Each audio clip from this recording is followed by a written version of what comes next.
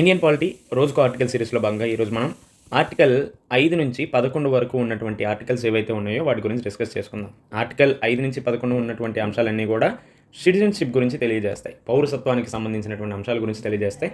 అయితే ఇక్కడ ఇంకొక అంశం ఏంటంటే, మనకి ఈ ఆర్టికల్ 5 నుంచి 11 వరకు ఉన్నటువంటి అంశాలు ఎగ్జామ్ పాయింట్ ఆఫ్ వ్యూలో మిగతా వాటితో కంపారిజన్ చేస్తే ప్రజెంట్ అంత ఎక్కువగా ఇంపార్టెంట్ కాదు.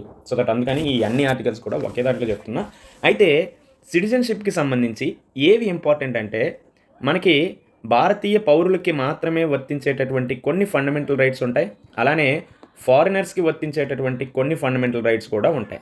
సో ఈ రెండింటి మధ్య ఉన్నటువంటి డిఫరెన్సెస్ ఏంటి అనేది చూసుకోవాలి, రైట్. అలానే దీంతోపాటు ఇంకొక అంశం ఏంటంటే, భారతదేశంలో పౌరసత్వాన్ని పొందేటటువంటి పద్ధతులు ఏవి ఉంటాయి అనేది కూడా తెలుసుకోవాలి. ఇండియన్ సిటిజన్షిప్కు పొందేటటువంటి పద్ధతులు, ఫర్ ఎగ్జాంపుల్ ఒకటి బర్త్ ద్వారా వస్తుందనేసి అంటారు, లేదంటే వారసత్వం ద్వారా వస్తుందంటారు, అండ్ ఆల్సో రిజిస్ట్రేషన్ ద్వారా వస్తుంది, న్యాచురలైజేషన్ ద్వారా వస్తుంది.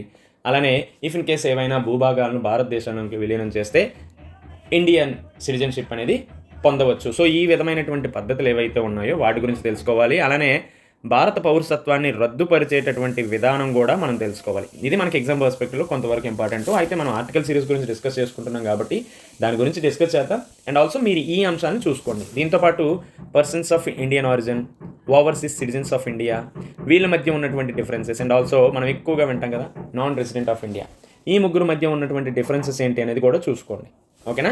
సో ఫస్ట్ ఆర్టికల్ 5 అంటే ఏంటి? సో ఆర్టికల్ 5 ప్రకారం జనవరి 26, 1950 అనగా రాజ్యాంగం అమల్లోకి వచ్చే సమయానికి భారతదేశంలో నివసించే పౌరులు ఎవరైతే ఉంటారో వాళ్ళు మాత్రమే ఇండియన్స్గా పరిగణించబడతారు. ఎందుకు జాన్ 26, 1950 పెట్టారంటే కాన్స్టిట్యూషన్ ఆఫ్ ఇండియా అమల్లోకి వచ్చినటువంటి రోజు. అంటే రాజ్యాంగం అమలు నాటికి ముందు 5 సంవత్సరాల నుండి భారత్లో నివసించే వారు కూడా భారతీయులే. అంటే మనకి ఇండిపెండెన్స్ టైం వచ్చే ముందు 1947 కంటే ముందు ఒక 1945 వరకు, ఇప్పటి నుంచి 1950 వరకు ఎవరైతే ఇండియాలో ఉంటారో వాళ్ళని కూడా భారతీయులుగానే పరిగణిస్తారు. దీంతోపాటు మనకి 1950 జాన్ 26 నుంచి రాజ్యాంగం అమల్లోకి వచ్చింది కదా, ఆ తర్వాత భారతదేశంలో ఎవరైతే జన్మించారో, ఇండియాలో ఎవరైతే జన్మించారో వాళ్ళు కూడా భారతీయులుగానే పరిగణిస్తారు. అదంతా కూడా ఆర్టికల్ 5లో చెప్పడం జరిగింది. దెన్ ఆర్టికల్ 6 ఏంటి అంటే, పాకిస్తాన్ నుంచి ఇండియాకి వలస వచ్చిన వారు, సో పాకిస్తాన్ నుండి ఇండియాకి వలస వచ్చిన వారు, అది కూడా ఇక్కడ మనకి కొన్ని డేట్స్ మెన్షన్ చేస్తారు. 1948 జూలై 19 తేదీ వరకు తమ పేర్లు ఏవైతే ఉన్నాయో సంబంధిత కమిషనరేట్ల వద్ద నమోదు చేసుకున్నచో వారికి భారత పౌరసత్వం లభిస్తుంది. ఇది ఎవరికి? పాకిస్తాన్ నుంచి ఇండియాకి వలస వచ్చిన వారు, అది కూడా 1948 నుంచి జూలై 19 లోపు వచ్చినటువంటి వారు. సో ఈ పద్ధతిలో పౌరసత్వాన్ని పొందేవారు 1935 యాక్ట్ ఏదైతే ఉందో దాని ప్రకారం పౌరులుగా నమోదై ఉండాలి. సో దట్ ఈ యాక్ట్ ప్రకారం ఎవరైతే పౌరులుగా నమోదై ఉంటారో వాళ్ళు పాకిస్తాన్ నుంచి ఇండియాకి ఈ డేట్లోపు వస్తే ఆయా సంబంధిత కమిషనరేట్ల వద్ద నమోదు చేసుకుంటే ఆర్టికల్ 6 ప్రకారం వాళ్ళు భారతీయ పౌరసత్వాన్ని పొందుతారు. దెన్ ఆర్టికల్ 7 ఏంటి అంటే, పాకిస్తాన్కి వలస వెళ్ళి తదనంతర కాలంలో, సో ఇండియా నుంచి పాకిస్తాన్కి వలస వెళ్ళి తదనంతర కాలంలో మళ్ళీ భారతదేశానికి తిరిగి వచ్చేటటువంటి పౌరులు ఎవరైతే ఉంటారో వాళ్ళని భారతీయ పౌరసత్వం లభిస్తుంది. అయితే ఇక్కడ కూడా టైంని మెన్షన్ చేశారు. ఏంటంటే 1948 మార్చ్ 21 తేదీలోగా తమ పేర్లు ఏవైతే ఉన్నాయో సంబంధిత కమిషనరేట్లో నమోదు చేసుకున్న వారికి భారతదేశ పౌరసత్వం లభిస్తుంది. అయితే వీరందరూ కూడా 1935 యాక్ట్ ప్రకారం భారతీయులే ఉండాలి. సో ఇది ఆర్టికల్ 7. ఆర్టికల్ 6కి 7కి డిఫరెన్స్ ఏంటంటే, పాకిస్తాన్ నుంచి ఇండియాకు వలస వచ్చిన వారు. ఆర్టికల్ 7 ఏంటంటే, ఇండియా నుంచి పాకిస్తాన్కి వెళ్ళి పాకిస్తాన్ నుంచి మళ్ళీ ఇండియాకు వచ్చేవాళ్ళు. దెన్ ఆర్టికల్ 8 ఏంటంటే, తల్లిదండ్రులు మతవాహులు, పితవాహులు అంటే మదర్ సైడ్ వాళ్ళు అలానే ఫాదర్ సైడ్ వాళ్ళు కనీసం ఒకరైనా భారతీయ సంతతికి చెంది ఉన్నట్లయితే అలాంటి వారు రక్త సంబంధం ప్రాతిపదికన అంటే బ్లడ్ రిలేషన్ని బేస్ చేసుకొని భారత పౌరసత్వాన్ని పొందుతారు. అటు అమ్మ తరపు వాళ్ళు కావచ్చు, లేదంటే నాన్న తరపు వాళ్ళు ఎవరో ఒకరు భారతదేశానికి సంబంధించినటువంటి రక్త సంబంధికులు అయితే వాళ్ళు ఆర్టికల్ 8 ప్రకారం భారత పౌరసత్వాన్ని పొందవచ్చు. దెన్ ఆర్టికల్ 9 ఏంటంటే, భారతీయ పౌరులు స్వచ్ఛందంగా విదేశీ పౌరసత్వాన్ని పొందుతాయి. ఇఫ్ ఇన్ కేస్ ఎవరైనా అమెరికన్ పౌరసత్వాన్ని పొందితే సహజంగానే భారతదేశ పౌరసత్వాన్ని కోల్పోతారు. ఆర్టికల్ 9 ఏంటంటే, if in case Indian citizen వేరే దేశ పౌరసత్వాన్ని పొందారు అంటే ఆటోమేటిక్గా భారతదేశ పౌరసత్వాన్ని కోల్పోవడం జరుగుతుంది. అది ఆర్టికల్ 9. దెన్ ఆర్టికల్ 10 ఏంటి అంటే, భారతదేశ పౌరులుగా పరిగణింపబడేవారు భారతదేశ పౌరులుగానే కొనసాగుతారు. వాటికి సంబంధించిన నియమాలన్నీ కూడా ఎవరు రూపొందిస్తారు అంటే పార్లమెంట్ రూపొందించడం జరుగుతుంది. సో ఆర్టికల్ 10 ఏంటంటే, పౌరసత్వానికి సంబంధించినటువంటి అంశాల మీద చట్టాలు చేసేటటువంటి అధికారం పార్లమెంట్కి ఉంటుందని చెప్పారు.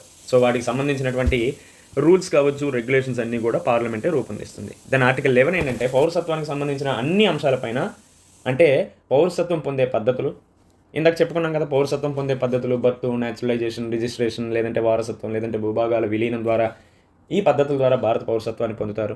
అలానే రద్దు చేసేటటువంటి పద్ధతులపై ఎవరికి అంతిమాధికారం ఉంటుందంటే పార్లమెంట్కే అంతిమాధికారం ఉంటుంది. సో దట్ ఇక్కడ రాష్ట్ర శాసనసభలకు ఎటువంటి అధికారం కూడా ఉండదు. ఎవరికి అధికారం ఉంటుందంటే కేవలం పార్లమెంట్కి మాత్రమే అధికారం ఉంటుంది. ఇది ఆర్టికల్ 11కు సంబంధించిన అంశాలు. సో ఇవి ఆర్టికల్ 5, 6, 7, 8, 9, 10, 11. సో ఇది మనకి ఎగ్జామ్ పర్స్పెక్టివ్లో అంత ఇంపార్టెంట్ కాదు. కాకపోతే తర్వాత భారతదేశంలో పౌరసత్వాన్ని పొందే పద్ధతులు ఉన్నాయి కదా, అవి కొంతవరకు ఇంపార్టెంట్. ఏ విధంగా పొందుతారు అనేది నేను చెప్తాను. అక్కడ ఉన్నటువంటి డేట్స్ అవన్నీ మీరు చూసుకోండి, ఓకేనా. ఒకటోది పుట్టుక ద్వారా, రెండవది వారసత్వం, మూడవది రిజిస్ట్రేషన్ ద్వారా, నాలుగవది సహజీకృతం అంటే న్యాచురలైజేషన్ ద్వారా. ఏవైనా భూభాగాలను భారతదేశంలో విలీనం చేస్తే వీటి ద్వారా భారతదేశాన్ని పౌరసత్వాన్ని పొందుతారు.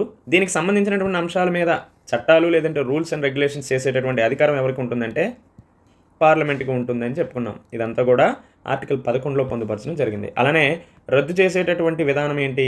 ఒకటి రెనౌన్సియేషన్ అంటే స్వచ్ఛందంగా రద్దు చేసుకోవడం, పరిత్యజించడం. రెండోది ఏంటంటే టెర్మినేషన్, తొలగించడం వల్ల భారత పౌరసత్వాన్ని రద్దు చేస్తారు.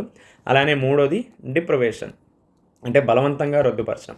ఈ కారణాల వల్ల భారతదేశ పౌరసత్వాన్ని కోల్పోవడం జరుగుతుంది. సో ఇది మనకి ఎగ్జామ్ పర్స్పెక్టివ్లో ఇంపార్టెంట్. అండ్ ఆల్సో మీరు పీసీఐ అంటే ఏంటి, OCI overseas citizen of India, persons of Indian origin, then NRIs, దీంతోపాటు రీసెంట్గా మనకి నేషనల్ రిజిస్టర్ ఆఫ్ సిటిజన్స్ సంబంధించినటువంటి అంశాలు, అలానే సిటిజన్షిప్ అమెండ్మెంట్ యాక్ట్ 2019కి సంబంధించినటువంటి అంశాలు. ఇది ఎగ్జామ్ పర్స్పెక్టివ్ చాలా ఇంపార్టెంట్. అండ్ ఆల్సో యూపీఎస్సీ ప్రిలిమ్స్లో అడిగాడు, మొన్న జరిగిన గ్రూప్ 1 ప్రిలిమ్స్లో అడిగాడు, గ్రూప్ 2 ప్రిలిమ్స్లో కూడా అడిగారు సిటిజన్షిప్ అమెండ్మెంట్ యాక్ట్ గురించి. సో దట్ ఆ అంశాలు ఏంటి అనేది కూడా చూసుకోండి. ఇఫ్ ఇన్ కేస్ పాసిబుల్ అయితే ఇన్నర్ లైన్ పర్మిట్ అంటే ఏంటి అనేది కూడా చూడండి. ఇఫ్ ఇన్ కేస్ మీరు చదవండి. మీకు ఇఫ్ ఇన్ కేస్ ఏమైనా డౌట్స్ ఉంటే కింద కామెంట్ సెక్షన్లో తెలియజేయండి. దానికి అనుగుణంగా ఖచ్చితంగా ఏదైనా వీడియోస్ చేద్దాం. Until then stay tuned, take care, bye.